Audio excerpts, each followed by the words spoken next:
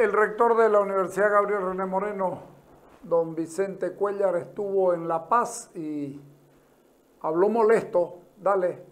Que la información que nos han enviado ha sido realmente parcial y consiste solamente en la diapositiva.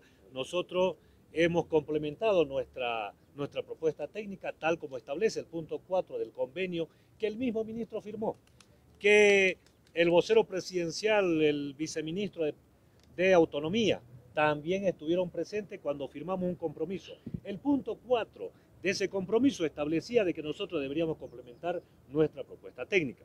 Y dos, ellos se comprometieron inmediatamente con formar una mesa técnica para que sean los técnicos, tanto del Ministerio de Planificación, del INE, de los municipios y la universidad, quienes tengan que evaluar la fecha para la realización del censo. Lamentablemente, el gobierno, el Ejecutivo, en este caso el ministro de Planificación, ha firmado un acuerdo y hasta el momento no lo está cumpliendo, lo cual nos muestra claramente de que no hay, pareciera ser la intencionalidad de llevar adelante el censo de población y vivienda.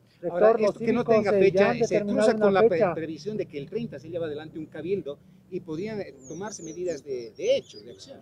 Así es, nosotros creo que hemos sido demasiado tolerantes porque hasta el momento seguimos esperando que el INE se pronuncie, que el Ministerio de Planificación se pronuncie. Ya se ha planificado llevar adelante un cabildo el 30 de este mes y será la ciudadanía, de manera democrática, que le dé de alguna manera validez a las acciones que vamos a seguir de aquí en adelante, siempre y cuando el INE, el Instituto y el Ministerio de Planificación no nos den una respuesta a la propuesta que nosotros hemos presentado. En esa propuesta técnica nosotros seguimos manteniendo el criterio de que el censo se puede llevar adelante el primer semestre del próximo año. ¿Qué medidas se pueden asumir? ¿Hay paros, hay bloqueos? ¿Qué se puede asumir, rector? Debe realizarse el censo. Bueno, las medidas las va a determinar el pueblo de manera democrática, tal como establecen los requisitos que hay que cumplir, obviamente, para llevar adelante un cabildo. Nosotros en este momento hemos conformado dos comisiones, una comisión técnica jurídica para adecuar nuestra acción a lo que establece el artículo 11 de la Constitución Política del Estado y a lo que establece la Ley 026 del régimen electoral. Cumpliendo esos requisitos, nosotros vamos a llevar adelante el cabildo el 30 y será la ciudadanía, obviamente, quien determine cuáles van a ser las acciones a seguir de ahí en adelante. No descartamos ninguna medida de hecho si es que el gobierno no nos da una respuesta positiva. Hasta el momento, por lo observado, ¿usted cree que el gobierno tiene disposición de atender la demanda de Santa Cruz? Lo que pasa es que el gobierno no es serio, y cuando hablo del gobierno hablo del Instituto de Estadística. Muy claro el rector, como corresponde. Claro, debe ser mucha cosa tenerlo al rector, que es el que encabeza el Comité Interinstitucional de Santa Cruz en La Paz, un problema que no fueron ordenados los compañeros para preguntar, pero estuvo muy bien, muy claro. Hay que entender, si el gobierno da fecha al 23, no va a haber cabildo siquiera, porque el objetivo estará cumplido. Están trabajando grupos de abogados, especialistas, que van a darle legalidad a lo ordenado por la Constitución. No va a haber cabildo siquiera, porque el objetivo estará cumplido. Están trabajando grupos de abogados, especialistas, que van a darle legalidad a lo ordenado por la Constitución Política del Estado de manera muy clara. Así que difícilmente el presidente le pueda huir a todo esto. Entonces, es muy grave que no se vaya a hacer. La democracia se ejerce por las siguientes formas que serán desarrolladas: directa y participativa por medio de referéndum, la iniciativa legislativa ciudadana, la revocatoria del mandato, la asamblea y el cabildo.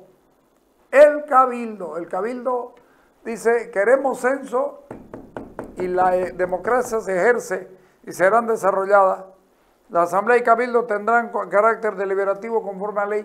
Como no hay todavía ley, hay que adaptarse a lo que se entiende cuál es el proceso legal correspondiente. Pero créanme que si el gobierno está buscando pleito, aquí hay hartos que le van a dar gusto. Waldo López habló con nosotros hoy día sobre lo dicho por el presidente y escuchen cuál es el criterio que tiene acerca si se dice o no se dice la verdad. Dale. ¿Cuán creíbles son los números que expresó el presidente Arce en la Feria de Exposición al destacar su modelo y al destacar que la inflación es muy baja en el país? Bueno, evidentemente los datos que da el presidente corresponden a los datos estadísticos que maneja el INE, el Banco Central, que están en las diferentes informaciones que da el Estado.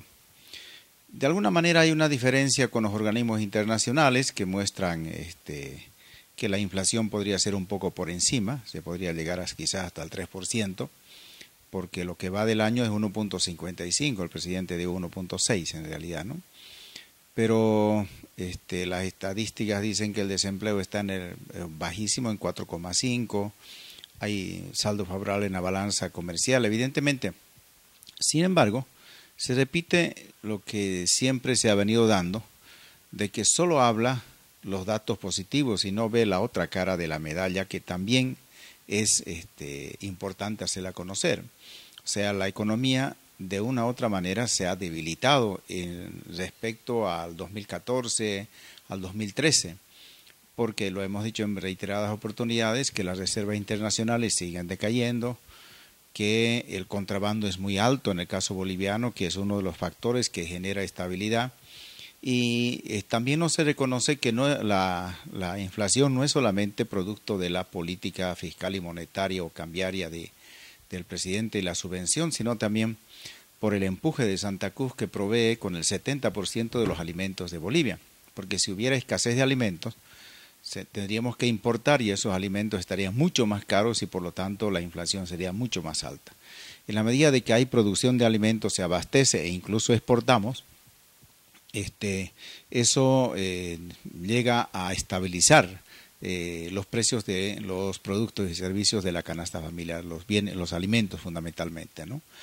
Entonces, creo de que no hay un sinceramiento en lo que ocurre realmente en la economía. Hablar de las cosas positivas, pero también hablar de las debilidades que tiene y qué es lo que se va a hacer para enfrentar esas debilidades, porque ese es el problema.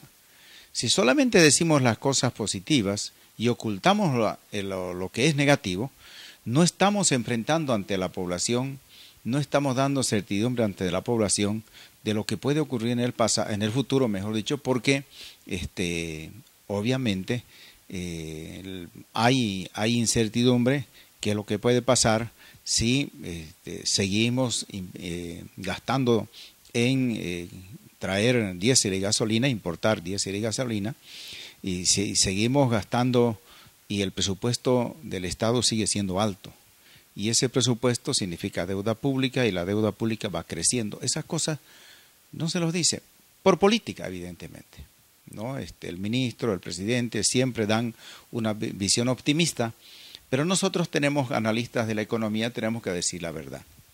Entonces, creo que el discurso en la Feria de Exposición del presidente ha dicho solamente lo positivo, pero no ha mostrado las debilidades que tiene el modelo y que está cada vez más debilitándose.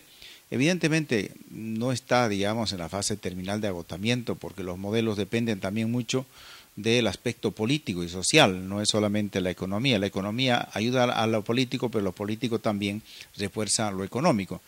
Entonces habrá que ver cómo en los próximos meses se encara estas debilidades que se tiene del déficit público. El Fondo Monetario Internacional ha hecho conocer unas propuestas muy duras, draconianas diría yo realmente, pero es una muestra de que hay preocupaciones también en el exterior por estas cosas que el presidente no dijo en el discurso de la Feria de Exposición.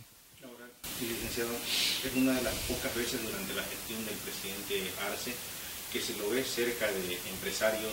Sí, evidentemente el discurso del presidente de la CAO fue realmente un discurso que muestra el empuje de Santa Cruz y las ganas de que lo público y lo privado, por encima de lo político, pueda viabilizar más producción, más generación de empleo, más exportaciones y se pueda de esa manera aportar al desarrollo del país.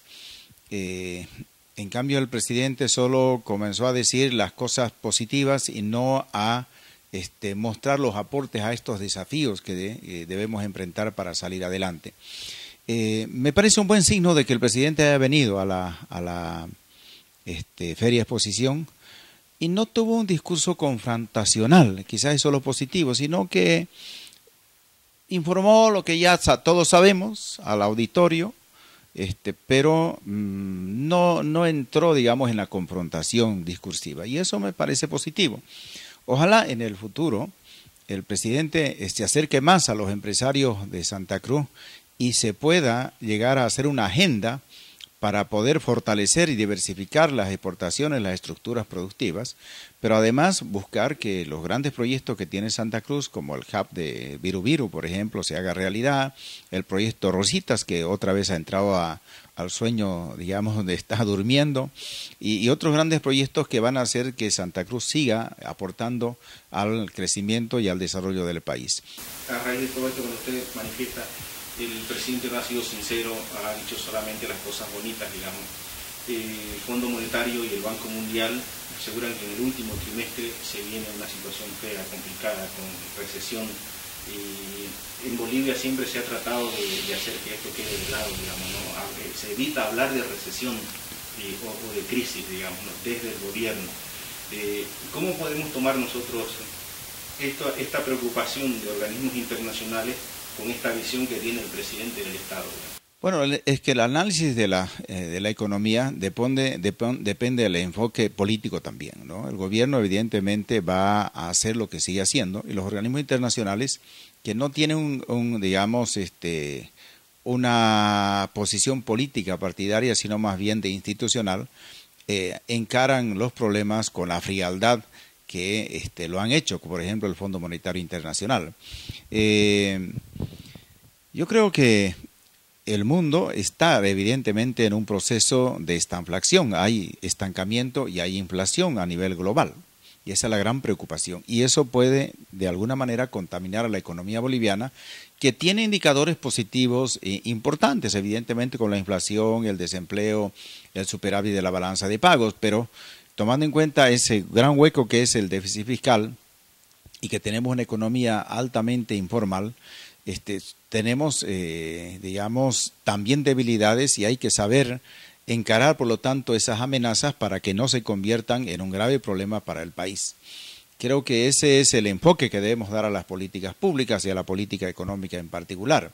Si nosotros no llegamos a encarar los problemas, pero además uniendo los esfuerzos del sector público y del sector privado, no vamos a salir adelante, vamos a seguir más o menos avanzando, pero no en la dimensión que requiere el país para que haya un verdadero despegue, reduzcamos la pobreza, superemos el atraso y podamos lograr que la población boliviana sienta, como hasta ahora no lo está haciendo, que sienta realmente la mejoría, porque los indicadores están ahí, pero la población siente que todavía está enfrentando problemas y que quiere que el Estado y el sector privado dejen el discurso político, como se dice, hay mucho desencuentro en el discurso político, pero la economía exige de que se unan los esfuerzos del sector público y del sector privado.